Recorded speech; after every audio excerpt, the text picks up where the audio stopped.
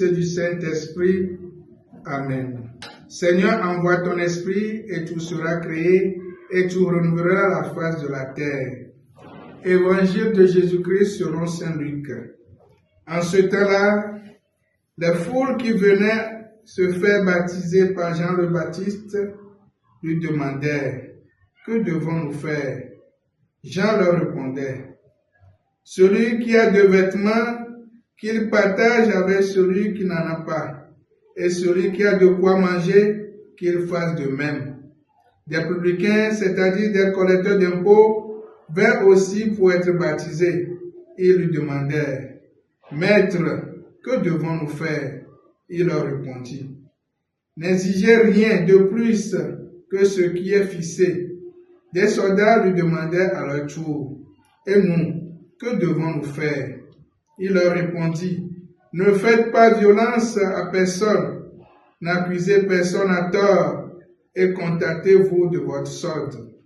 Or le peuple était en attente, et tous se demandaient en eux-mêmes si Jean n'était pas le Christ.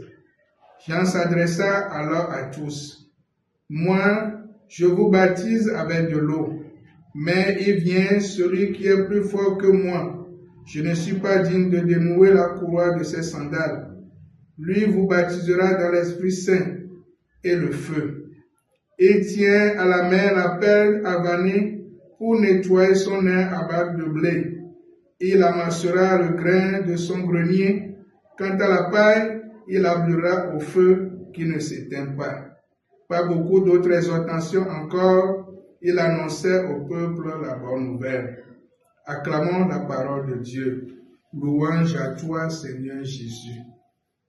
Chers frères et sœurs, nous sommes aujourd'hui le dimanche 15 décembre 2024, 3e dimanche du temps de l'Avent, année C. En ce 3e dimanche, nous sommes invités à nous réjouir et le motif de cette réjouissance est la proximité de notre Dieu avec chacun et chacune de nous. Jean le Baptiste, dans l'évangile de Luc, nous propose des chemins pour que la joie du Seigneur remplisse notre cœur. Il propose premièrement la conversion. Pour Jean le Baptiste, le chemin de la joie passe par le changement du cœur. Cette conversion consiste à nous décentrer de notre moi pour nous ouvrir à Dieu et à nos frères et sœurs. Et ce changement doit forcément porter du fruit concret dans notre vie et qui nous procure la joie. C'est la préoccupation de la foule en venant vers Jean le Baptiste.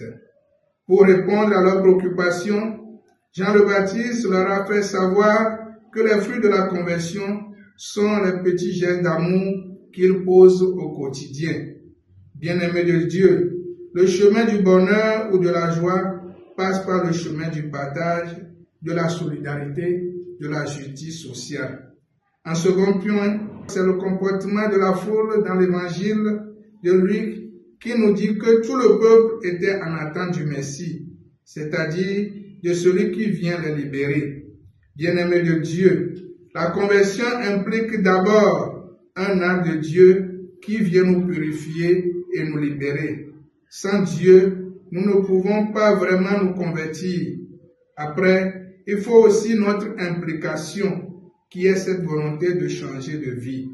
Voilà, frères et sœurs, ce que nous offrons, le sacrement de la réconciliation, que nous aurons, je l'espère, l'occasion de vivre avant la fête de Noël qui approche. Loué soit Jésus-Christ et bon dimanche à tous.